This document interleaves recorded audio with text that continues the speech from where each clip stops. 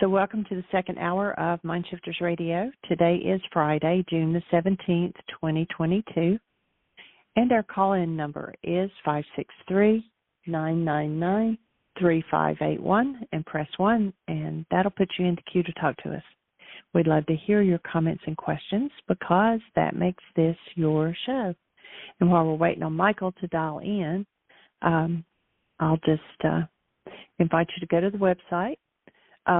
Watch on your phone. The apps should both be approved before the weekend's out, and do an update to your app and look on the website and see what new stuff we've got out there. If you're not on their mailing list, please go to whyagain.org and scroll to the bottom, and it says Join Our List. And if you've missed the past newsletters, under Multimedia and News, there is a section called Newsletters. And we have every newsletter that, since we started doing this back in 2016, before that, Michael did paper newsletters, and then we started changing over and doing electronic newsletters. So you can pick up all of those on there under newsletter.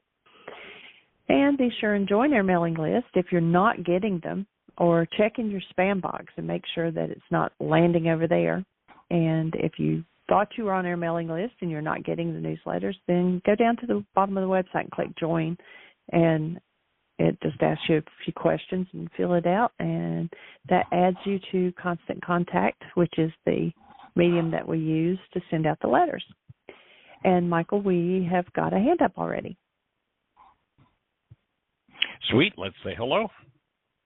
All right. It's Ann, 760. You're on the air. Welcome, young lady. Haven't heard your voice in a bit. Thank you. I probably clicked in about the same time Magda did. I was going to comment to Dr. Tim, but I can still share it with you, of course. He just, when he was doing the lesson today, I perceived a newness, a rejuvenation, I guess I want to call it excitement in presenting that lesson 13 in the way of transformation.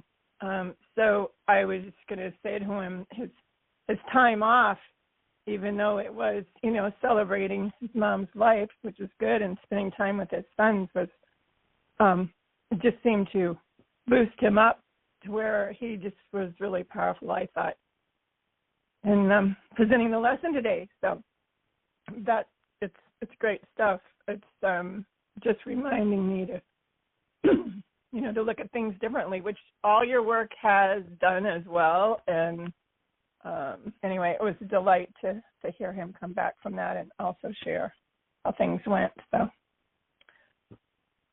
that's sweet, powerful. Thank you. Yeah, it was. Well, anything else exciting in your life now that we've got you on the line for a moment to share? Your process? No, I just need to put into practice these things. I'm still dealing with, and I know what I was going to ask you. I don't think I've ever asked you. Maybe I have. When we call it a healing crisis, when things are going on, and then, we always check to see about our elimination, and, we've been doing the right things more recently. The word healing and then crisis just seems like an oxymoron. Can you comment about that? Well, we've also on occasion will sometimes call the healing process. The reason why, and it's a term that's used in naturopathic medicine specifically, is a healing crisis, because somebody's rolling along and, everything seems pretty good and things are well, and all of a sudden there's a crisis.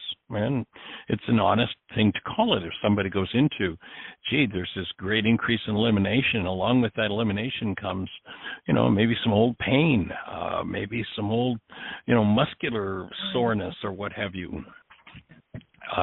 It might result in things like headaches, body aches, and such. So it is a crisis, and the word healing modifies that crisis to make one aware that I'm in a state where I've hit a new level of vitality, and I'm processing through something that I've successfully hidden from myself in the past and been able to pretend isn't there. And so it is an honest and I think an appropriate term, as opposed to an oxymoron. That it's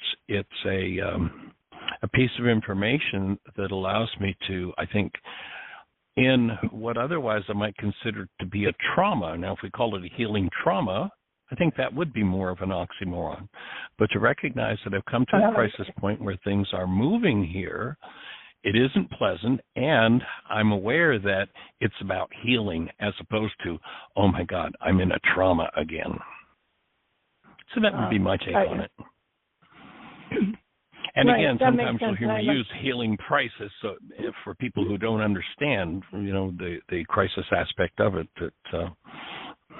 But it's, I think, appropriate applied to become aware that this isn't my normal happy state. There's something here that's, it's crisis. There's some energy moving, and since I'm aware that I'm in that healing space, I can stand in willingness, I can stand in the softness and openness, embrace it, and move through the energy and accelerate the process, rather than most people think of crisis and what do? Their jaw tightens, their face tightens, their fist tightens, and they want to fight against it. Well, when I realize it's a healing crisis, I'm like, okay, so I'm not going to fight against this. I can soften, I can breathe, I can just embrace this. And literally, something that might have taken 10 years, a set of symptoms that might have taken 10 years to develop. If I'm in that, I realize this is a crisis, this isn't Dr. Feelgood, this isn't fun, but I'm moving through something, in willingness, I can take that thing that took 10 years and process through that energy just like that. On the other hand, if I'm just, I'm in trauma, look, I'm in pain, look what's happening here, and I'm in resistance, I can take something that took 2 minutes to develop, and 10 years later, I can still be in the middle of it, as opposed to through and out the other side because I understand the principles. So that would be my take. Yeah, I agree. Yeah, thank you.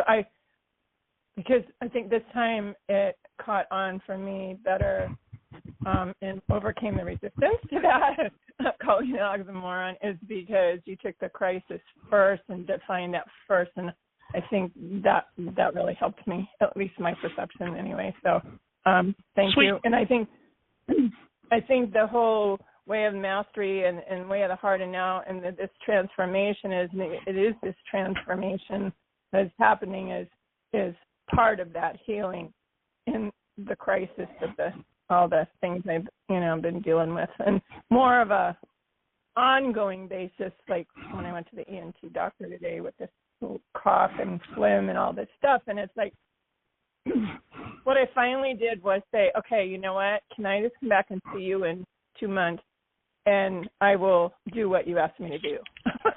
Because it's just like this work, and I just realized that as I'm saying this to you, I've been resistant to do some of it that would have been more beneficial, and I would have had the healing in a certain area come a little faster. And it's the same thing with this cleaning the sinuses out and using this meal med. I've resisted. And it had to do with a childhood thing when they stick with your nose and I go, okay, I can stop that now. So I put a time limit on myself. So I set that up because when I was in school, there was deadlines. And I think for me, the structure helps me. Okay, I said I was going to do this. Now I have an end date. I need to do it. And he gave me all the reasons why, and I understand that. And then he looked up in there today and with that little tiny camera, which was fun. Anyway, so well, it's something I need to do to clean up. But the wind has been so much, the dirt's flying around, and the stressors as well with all the stuff that's going on. So right. There's all areas, the spiritual, the emotional, and the mental, and the physical stuff. Right, and willingness compared to resistance. If you look back at that word resistor or resistance in Aramaic, that's quite literally Satan. I don't want to feel. I don't want to deal with this. stepping into willingness allows the energy to move. And it's a term that applies very well to, electrical systems. And it applies, one of the things that happens when one engages in the still point breathing process, they can be in resistance. If parts of the body aren't being allowed access to the breath, there isn't that energy flow. Resistance means that energy can't get through the opening. It's kind of like we can use a hose as an example. If I've got a hose and everything's wide open, man, there's a great flow of energy and that water comes shooting out the other end. But if I go in and I create a resistance in the hose, I bend it. I restrict the flow of water through the hose, and now I get a trickle out the other end. Well, if my job is to empty the reservoir, that's going to take a long time if I'm just getting a trickle out the other end. Whereas if I go into a full open state with no resistance, I can move that quantity of water through there. In the same way, the symptomatic energy, if I'm in resistance, if I'm not breathing, if I'm not allowing my whole structure to open, I withhold the flow of energy through that would bring me to the other side into healing. And, my take, you've heard me say this before in intensives, when we go into the still point, it's like going into a superconductor state. There is no resistance to the flow of energy through the system, so we can take the most traumatic of symptoms and bang, things are wide open, superconductor, it moves through high speed, fast forward. And that's the power of the breath. And why, so many times, say, for instance, in the forgiveness worksheet process, there's a reminder to breathe, keep the breath moving. Absolutely. So I join you in willingness. Yes, thank you. Yes, and community support is always awesome. I can relate to the host thing, and whereas before I've heard it, yes, but this time coming right off of the appointment and, talking about the mucus is always flowing, and it's like, okay, so the water through the hose and the mucus through my sinus is kind of relatable, so with that resistance, not allowing stuff to happen. So I received that. Thank you. Yeah. And in naturopathy, lemon has an atomic structure. Most fruits and vegetables, their atomic structure, the atoms in it turn to the right, the spin of the electron. The lemon is what they call laborotary. It actually rotates left, goes in the opposite direction. It's kind of looked at as a kind of a rotor-rooter. And if you take fresh lemon in water with cayenne pepper, which tends to break up congestion, and just a little bit of, say, maple syrup to add some sweetness and minerals to it, then you can start to, and if you take as much cayenne in that as you can, it'll tend to help to break the mucus up so that it's broken up. It, again, there's less resistance to this movement and cleans out, where when there's a restriction to that body trying to throw that mucus off, well, then it tends to kind of get old, and as it gets older in a particular part of the body, it tends to get a little putrid, and when it gets putrid, it's food supply for organisms that you don't want growing in your body.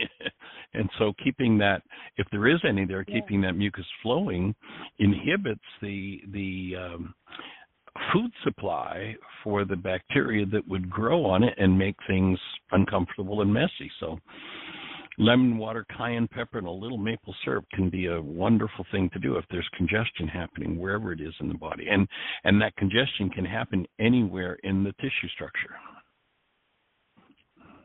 Yeah, thanks for that reminder. Yeah, anywhere. Yeah. Probably because, the mucus coming from the sinus, accumulates there, but then it's still, okay, but that's a great reminder that anywhere in the tissue, right, that can be happening. So the stress in the neck, right, tightness, resistance to doing other things can happen somewhere else in the body and still produce, okay, that makes sense. Yes. So I used to walk people. Go ahead. Chili pepper. Does chili pepper do the same thing, or do I need that? Yeah, anything with heat will tend to break down mucus. Okay. Yeah, cayenne is, anything with heat will tend to do that. Okay. Cool. All right. Awesome. Thank you. Well, you have a blessed day. Yes, you as well. All right, thanks. Blessings. All right. Take care. Bye-bye.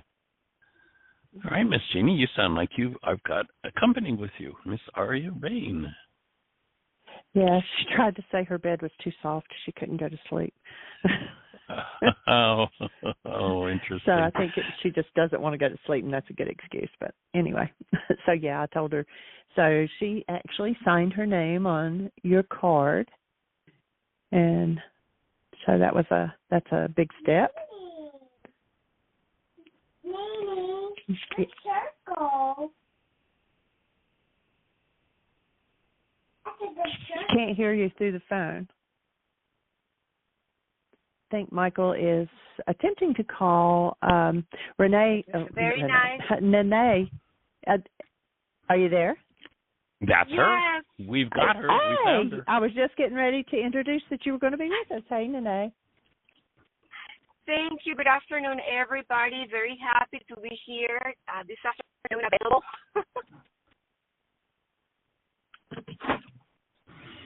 So what's happening in your world, Nene?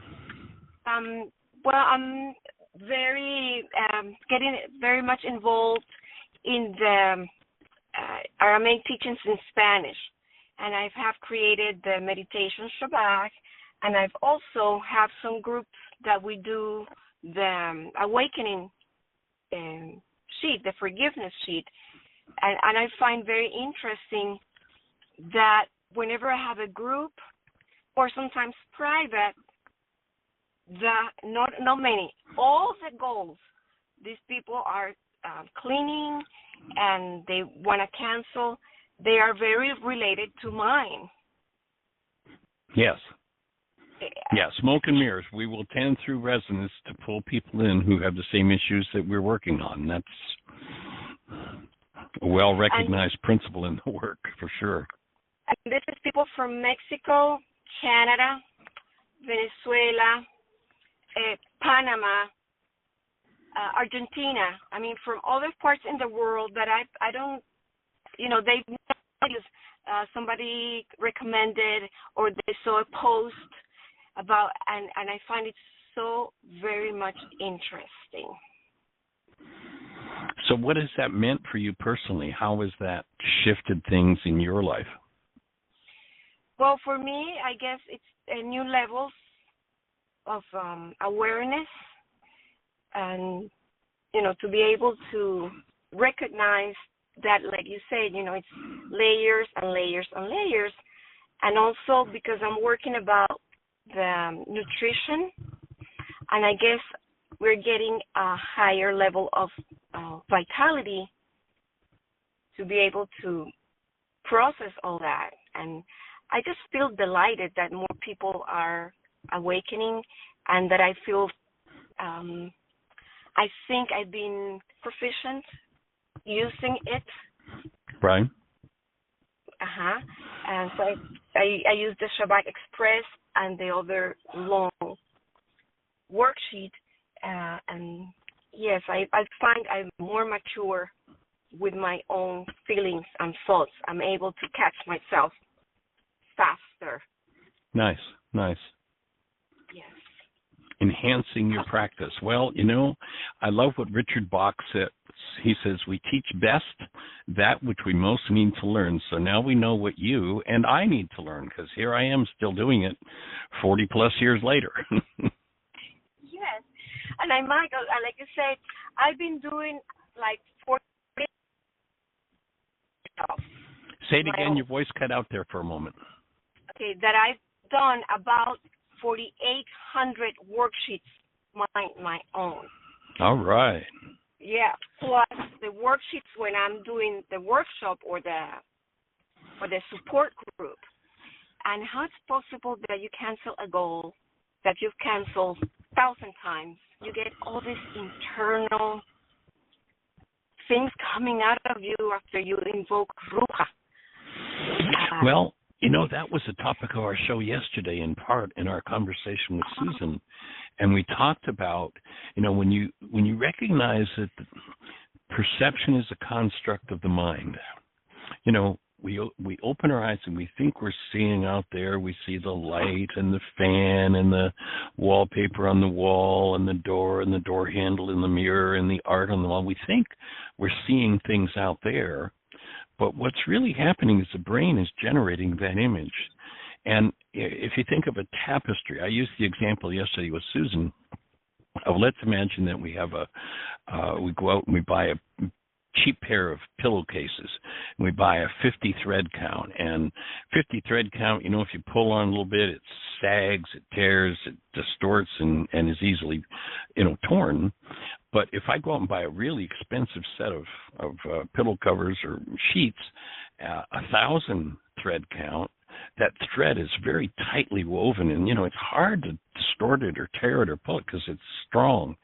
Well, when you think of perception as a tapestry made up of 1,000 energetic resonances from who knows how many generations, and that our mind is like when you really think about it, it's magnificent to think that the mind creates this image that makes everything really look like it's out there, and to be so solid and so real.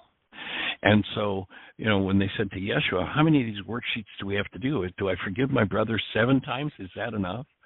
And his response is no, 77 times 70 times. What he's in essence saying is there are many threads going into the tapestry you call the appearance or the perception in your mind, and you're going to process those things out according to your level of vitality.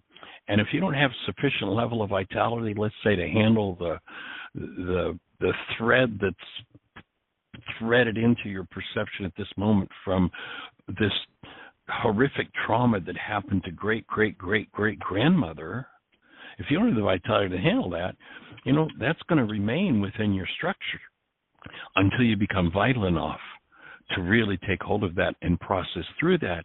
And once you're able to take that one, let's say from great-great-great-great-grandmother, and bring it forward, and it might have been some sort of an horrific experience that she went through that's still resonant energetically within your structure. When you process through that one, every trauma that energetic thread within you contributes to the perception of the moment that is pained disappears, the ones based in that particular issue.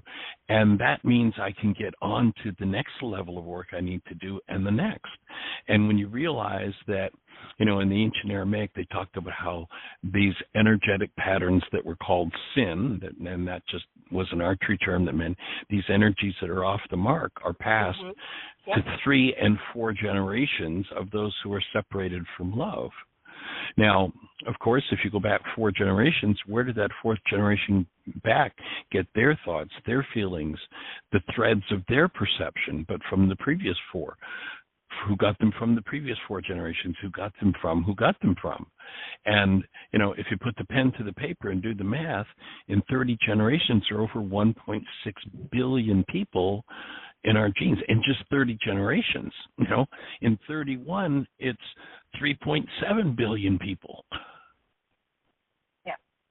And so when you realize that all of that is in our history, all of that is in our genes, our generations, that story about, being in the desert, lost in the desert for 40 years that everybody thinks was about a 35 square mile hot sandy place, that isn't it. It's people who are lost in the generational patterns, unconscious of what's going on, never having worked through those things. So there's such when an event happens and it starts to move generational trauma, if someone has not done any of that inner work from those generations, the perception, the construct of the mind in the moment is all over the place.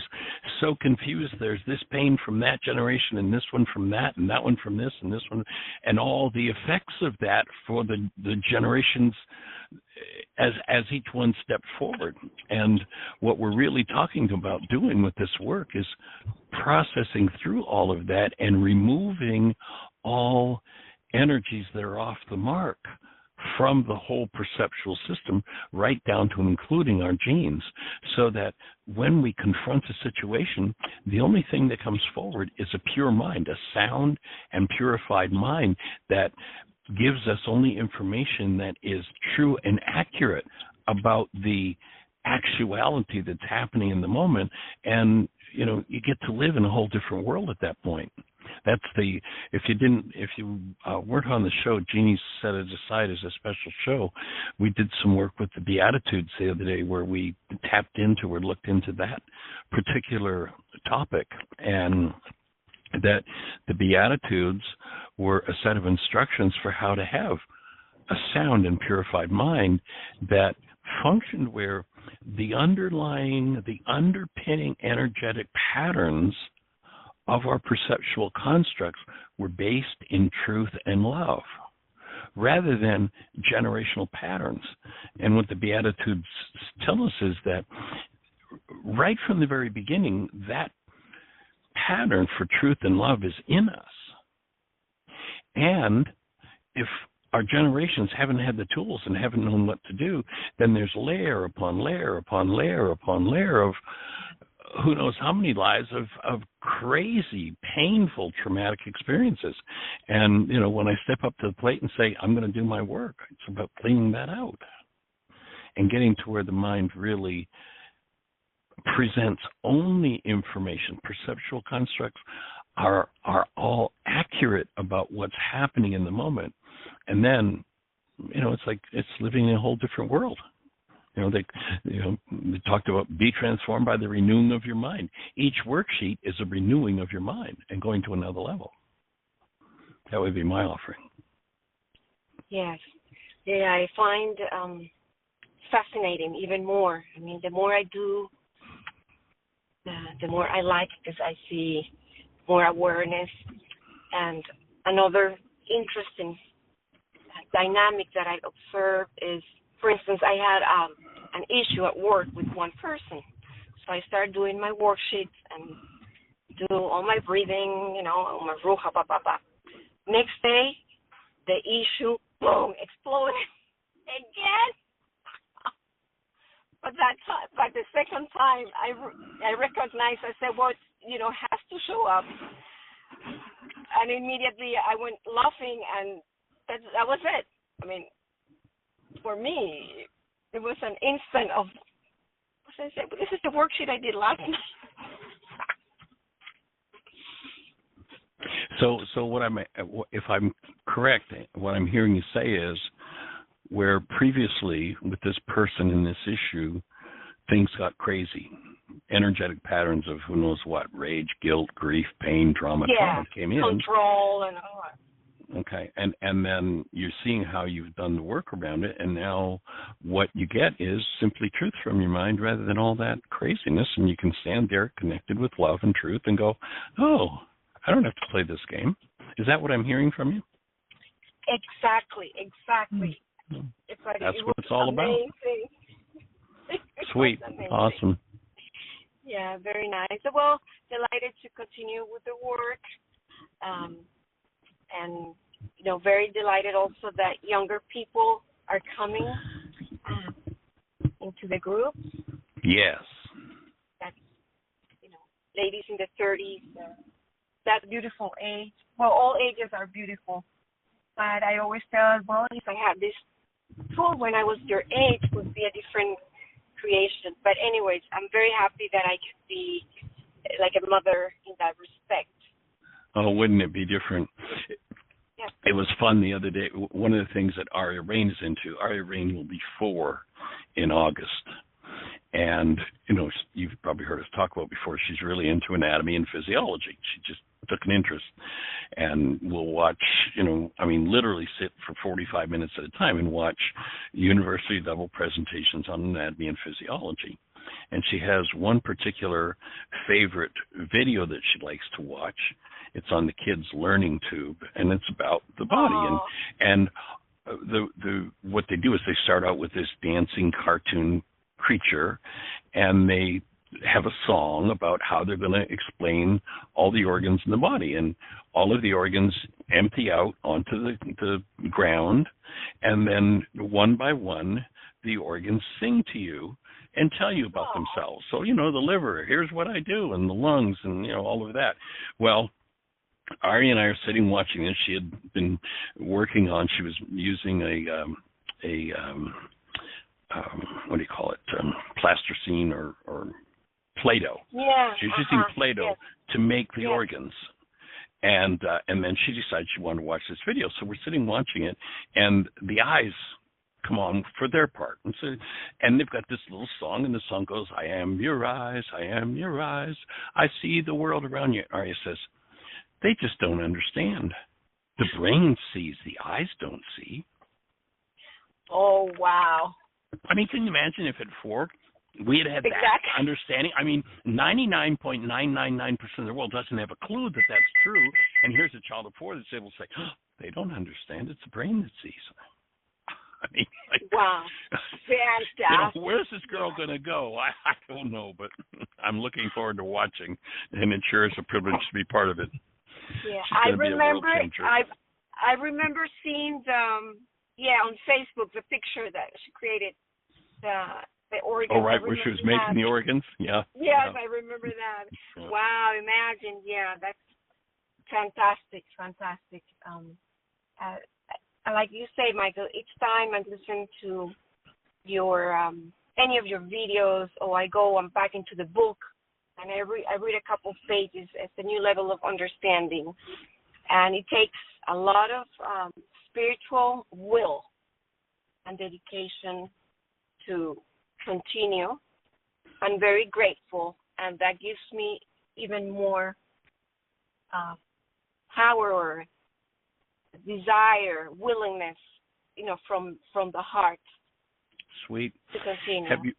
Have you watched the link that I sent you for the new 3-hour Why workshop we did Saturday? I saw one that was recently posted on YouTube. Okay, I had sent you a text link to it. That's one we just did Saturday. That's kind of the latest, and it felt like it really came together well. So I was just wondering how that impacted you. Yeah. Well, I just watched maybe 45 minutes. I have to go back and watch it. But yeah, very nice. Very nice. Awesome. Thank you. Awesome. All right, young lady, anything else on your mind? No, really. Well, as I said, I'm writing the book about nutrition, superior nutrition, and has helped me even more to be more conscious about what we eat. I've been using the Rita Romano book, remember? Yes. And other authors that also relate how the vibrations of the raw food, good quality, improves you and, of course, your organs and give the capacity to heal. Definitely, yes. So. It definitely makes a difference. And, one of the things that I've been realizing as we've been growing a garden here is that you can't grow food in dirt. You've got to have soil, and there's a big difference. And most of the food that you go into, so-called food, you go into a grocery store and buy, is grown in dirt. And so it looks like food, but it's really just a state of chemicals organized, not a state of life organized. And soil, the difference between soil and dirt is that dirt is dead.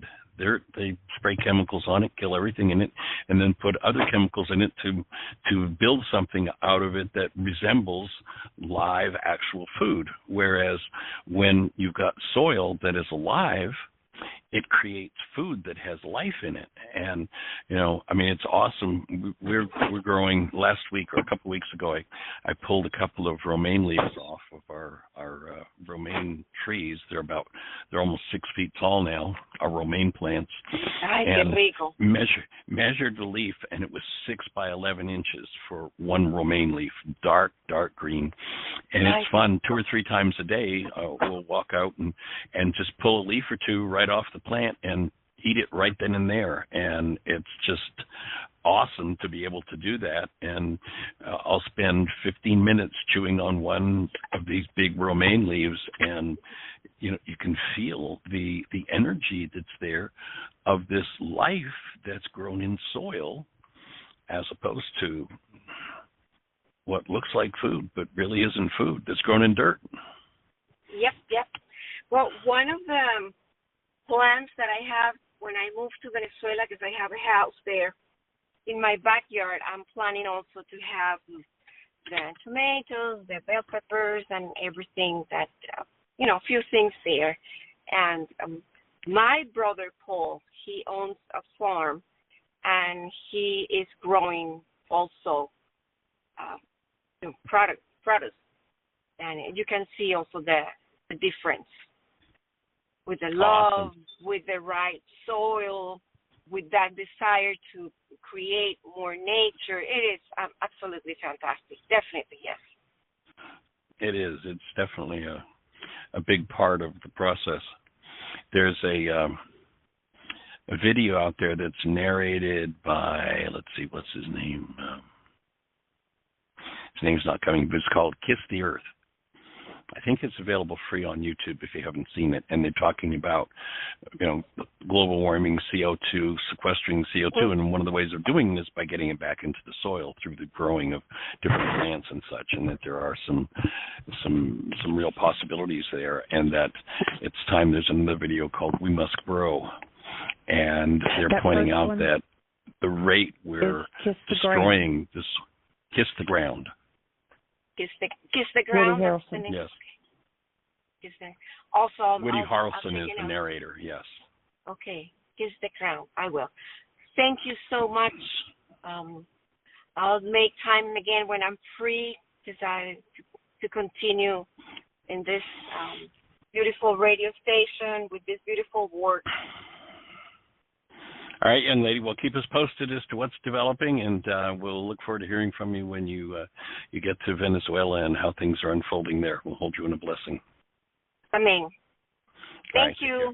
All right, Bye. lots of love. Bye-bye. All right, Miss G, do we have anybody else in the phone queue with a hand up or anything happening in the chat room? No, it is all quiet. We got 22 minutes.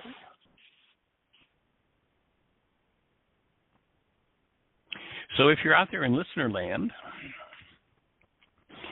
it would seem reasonable that with the conversation we've had so far, especially about perception and how the mind generates the world we see, that probably there's some thoughts, some questions, some refinements that might be helpful.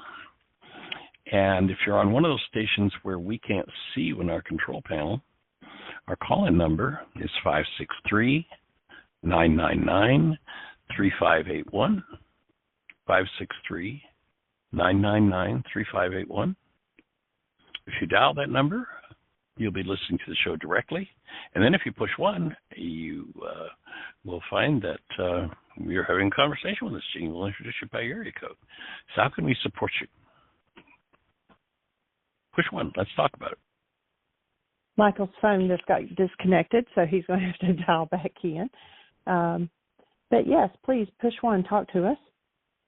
We would love to hear from you.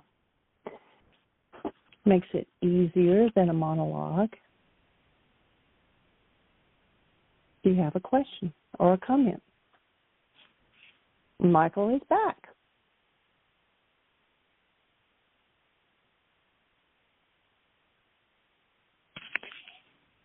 I can hear you through the wall, but not the phone. Okay. I was just saying that I've got Ari Rain, who just came in, this awesome girl that we were just talking about. And she just came right over and laid her head, or her, just right in the crook of my arm, the way she did when she was a little tiny baby. And for a whole year, and you've got a banana you're eating, yes. But for a whole year, you used to lay right down there with your head right there on my shoulder and listen to the radio show while I was doing it. Do you remember doing that? Do you remember, Aria, when you used to do that? Yes, that is the TV set. So anyway, we've got somebody with a hand up, sweetie. No, it is all quiet. I watch Dr. Binoc. Okay, we can turn Dr. Binoc on for you. Aria is asking, there's a Dr. Binoc who's a cartoon character that does anatomy and physiology lessons. And so I want the heart where he does the heart. you want to do the one on the heart? Yeah. Okay. Well, I'll tell you what. We'll see if somebody calls in while we're talking, and I'll turn that on. We'll put it on low so you'll be able to hear it, but I'll still be able to carry on with the radio show. So Ari wants to learn more about the heart today. That's one of your favorite topics, isn't it? That's one of your favorite topics, is learning about the heart and how it pumps blood and how the red blood vessels in the body carry oxygen. They're called, what are they called, the red ones? The arteries. Mm-hmm. And then the blue ones that carry the blood back to the heart, what are they called? They're the veins, right? Yeah. We've been learning about those sorts of things. There's also called, when they're together, they're called vessels. That's right. They're blood vessels, aren't they? Yeah, they're all called blood vessels, and then they're different sizes and different kinds that do different jobs, aren't they? That's awesome that you understand their blood vessels. Amazing. So there we have, oh, and I just got a kiss. How cool is that?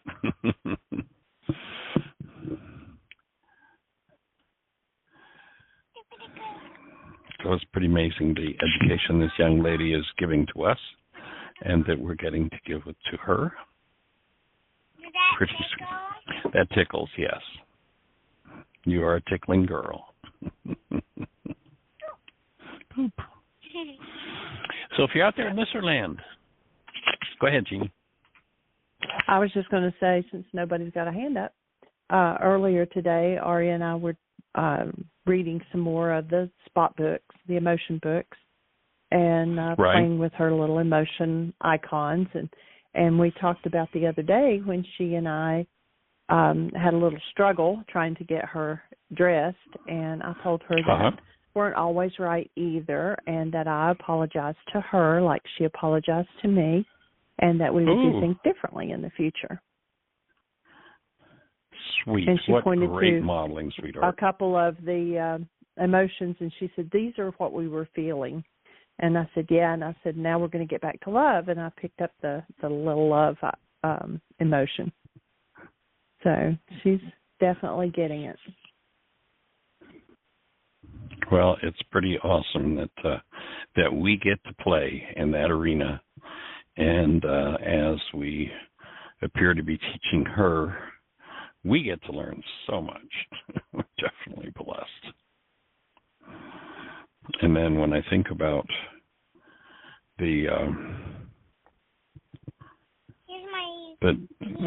okay, I just inherited her banana peel. When I think about the things that under 4 that she knows and understands, and that she's grasping more and more of every day, what she's learning, it's pretty amazing. Pretty amazing. That one? You want to do the dinosaurs? Okay, there we go. So here we are. So there you go. There they are. Okay, I'm going to go back and pay attention to the video show. You go ahead and watch your dinosaurs. One of the things that is also, she loves dinosaurs, and there's a video that has all of the Jurassic Park dinosaurs and their names, so we've been looking at them and studying them. That one's the Pentaceratops. Penta means 5. Look at that. He's got 1, 2, 3, 4, 5 horns. A Pentaceratops. So we've been learning about dinosaurs, too, along with Arya. That's pretty cool what YouTube's got to give to us.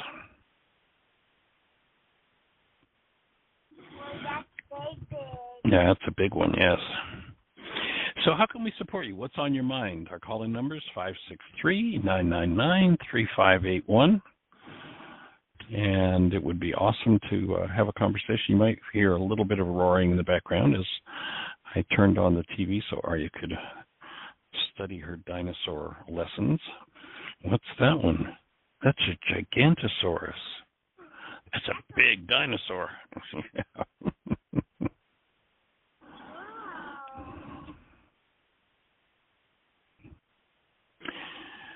So if you're out there in Listerland, how can we support you? What's on your mind? This one, apple. Which one is that one? And that Michael looks like has an an apatosaurus. interview with it's a physician, right, that you have an interview with it too? No, actually it's a podcaster that works in the realm of health.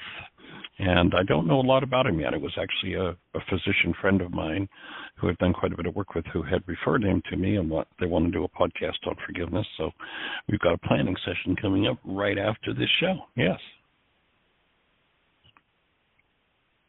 So we've got about 15 minutes to complete our conversation. And if you're out there and you have a thought for us, our monologue aspect is over, so it's time for dialogue. What's on your mind? How can we support you? What's your thought? Is there anything that we've talked about that you need some refinement on with today's show, or anything you want to share about using the tools? Oh, there goes a lamb. There is a lamb with that dinosaur, isn't there? Oh, that's big. Big, gigantic. That's a Camarasaurus. That's big. Can you say that one? Camarasaurus. There you go. She knows more dinosaur names than I have ever known in my life. It's amazing. He has a big long neck. He has a very long neck. Yes. So, Miss Jeannie, do we have anything happening in the chat room or anything happening in the phone queue? Nope, it is quiet. Well, I would love to have more conversation, but if there isn't any more conversation to be had for today, I do have some prep to do for this planning session that I've got on Zoom. What is that one? That's a Gigantosaurus. No, wait a minute. Gigantopintosaurus. He's got a lot of horns on him, hasn't he? So if we don't have any thoughts or questions, then I'm going to just suggest we do the closure on the show for today, and I'm going to go prep for our planning session. And so appreciate everybody who joins us and hold the space for you to have the best year yet of your eternal life. It's an awesome gift to give the world. The world needs it. You can give it. Thanks for joining us. Bless.